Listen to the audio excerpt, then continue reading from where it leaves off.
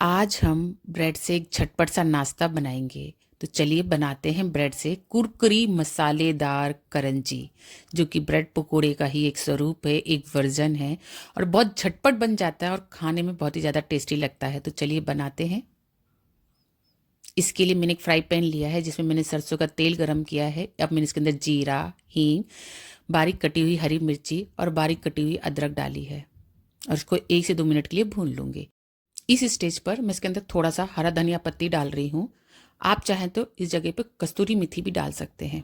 इसको भी मैं 1 से 2 मिनट के लिए भून लूँगी। अब मैंने उबले हुए आलू को, जो कि मैंने हाथ से ही मैश किया था, वो ऐड किया है। साथ में हल्दी पाउडर, लाल मिर्ची पाउडर और धनिया पाउडर डाल के मिक्स कर लूँगी। हम आलू के साथ मसाले को अच्छे से भूनते हुए मिक्स करेंगे। हम मसाले को आलू के साथ अच्छे से भूनेंगे। अगर आप आलू का मसाला भून के नहीं बनाना चाहते हैं तो एक बाउल लीजिए, उसमें उबले हुए आलू डालिए और सभी इंग्रेडिएंट ऊपर से डाल दीजिएगा। बस उसमें आप हल्दी का पाउडर मत डालिएगा, क्योंकि हल्दी का एक कच्चापन आता है। और उसको अच्छे से मिक्स कीजिए और आपका आलू का मसाला रेडी है। बट एक बार आप भून के जरूर बनाइएगा, इसका टेस्ट और भी ज़्यादा लाजवाब आता है। आपको मेरी रेसिपी अच्छी लगती है तो मेरे चैनल को लाइक, शेयर एंड सब्सक्राइब करना मत भूलिएगा। अब मैं इसके अंदर गरम मसाला पाउडर, अमचूर पाउडर और स्वाद अनुसार नमक डालूंगी। आप अमचूर पाउडर की जगह इसके अंदर चाट मसाला भी ऐड कर सकते हैं और इसको भी हम आलू के मसाले के साथ अच्छे से मिक्स कर लेंगे। हमारा आलू का मसाला बनके रेडी है।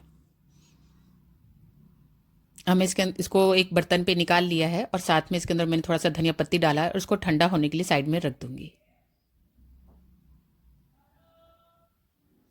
अब मैंने एक बाउल लिया है जिसमें 1 कप बेसन, साथ में हल्दी पाउडर, लाल मिर्ची पाउडर और अजवाइन को हाथ से क्रश करके डालूंगी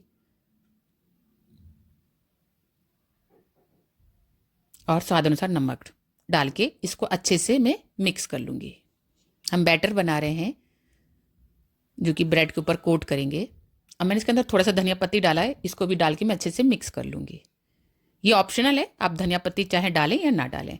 अब मैं थोड़ा थोड़ा पानी डाल के एक इसका मीडियम कंसिस्टेंसी का बैटर रेडी करूंगी। इसको 1 से 2 मिनट के लिए अच्छे से हम विक्स करेंगे। विक्स करना जरूरी है, नहीं तो हमारा बेसन अच्छे से सेट नहीं होगा। अब मैं इसको 10 मिनट के लिए रेस्ट होने के लिए रख दूंगी साइड में। मैंने एक ब्रेड लिया है और एक कटोरी से इसका एक राउंड शेप कट करूंगी। आप ये मत सोचिएगा ये साइड की ब्रेड हमारी वेस्ट हो जाएगी, ये वेस्ट नहीं होती है। ये देखिए हमारा राउंड शेप बन के रेडी है। इसका हम ब्रेड क्रम्ब बना सकते हैं या इसको ऐसे भी तेल में गरम करके खा सकते हैं। अब मैंने अपना बैटर लिया बेसन का, उसमें थोड़ा सा बेकिंग सोडा और थोड़ा सा पानी डाल के उसको अच्छे से मिक्स कर लूंगी। अब मैं इसके अंदर 1 बड़ा चम्मच तेज गरम तेल डालूंगी, इसको भी अच्छे से मिक्स कर लूंगी। इससे ये होगा कि जब हम ब्रेड को तलेंगे ना तो वो तेल ज़्यादा नहीं सूख करेगा। मैंने ब्रेड लिया है, ब्रेड में अपना आलू का मिक्सचर रखा है और उसको हाफ राउंड दे दिया है। मतलब बस ब्रेड को हम ऊपर से हम कवर कर देंगे आलू के मिक्सचर के ऊपर। आप देख सकते हैं मैंने किस तरह से इसका शेप बनाया है।